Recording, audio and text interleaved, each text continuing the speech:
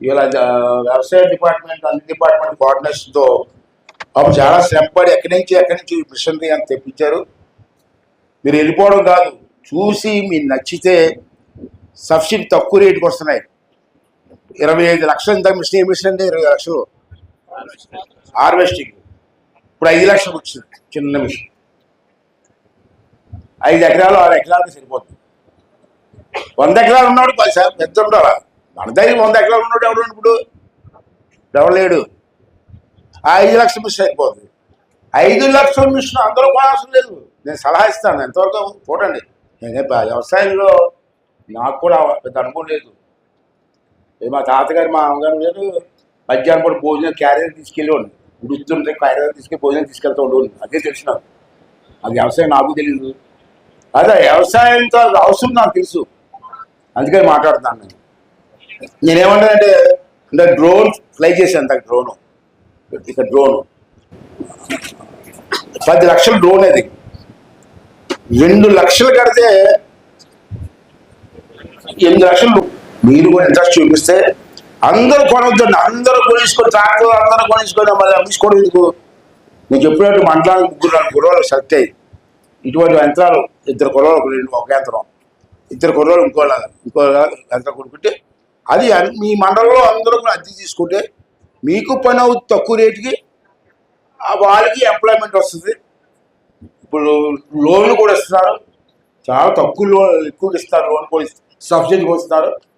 దాన్ని మీరు అందరూ కూడా ఉపయోగించుకోవాల్సిన అవసరం ఉందని చెప్పి ఈ సందర్భంలో మనం చూస్తూ, దీంట్లో మన రైతులు పండించిన పంట దాచుకోవడానికి కోల్డ్ స్టోరేజ్ కూడా పెట్టిస్తున్నాను. అనకాపల్లిలో ఉంది, ఎక్కడ మనకు తెలుస్తున్నాను. అది రమణ గారు మనకి చెప్పాను. తర్వాత రైతులు మట్టి నమూనా, మన భూమి ఉంది, ఆ భూమి దేని పనికి వస్తుంది?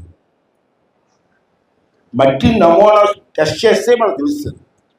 ఇంతకుముందు నేను పెట్టించాను ఎక్కడ, మొన్న వచ్చి వస్తే కనపడలేదు ఎక్కడ ఉంది. మరి మళ్ళీ ఆ నమూనా పెట్టించమని ఇక్కడే పెట్టించాను లాస్ట్ టైం.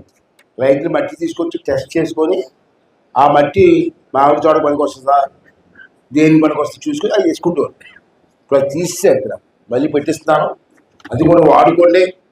తర్వాత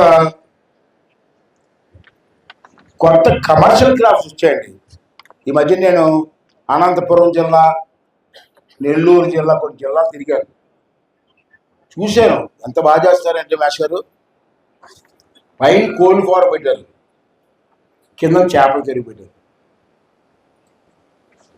ఆ కోల్డ్ ఫారం మీద రెట్లేసి అన్ని చేపలు కింద పడుతున్నాయి. చేపలు మేత తింటారు. ఎలా ఐడియా చూడండి, ఒకే స్థలంలో 2 పట్టలు. అటువంటి ఎన్నెన్ని మేకలు, గొర్రెలు. ఈ మధ్యన ఇంకో దగ్గర మీరు మన ఏరియాలో ఉందో లేదు కానీ చిత్తూరు జిల్లాలో పుట్టగొడుగులు, మష్రూమ్స్, అది కొత్త మోడల్ వచ్చింది. ఇలాగా వంటలాగా వేసి దాంట్లో పండిస్తారు. ఎంత రేట్ అండి! ఇప్పుడు మా టౌన్లో ఉన్న పెద్ద పెద్ద మాల్స్ అందరూ కూడా ఆడుకుంటున్నారు.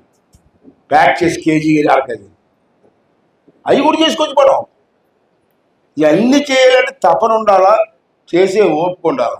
మనకు ఓపిక లేదు, ఎంజాయ్మెంట్ ఎక్కువైపోయింది మనకి.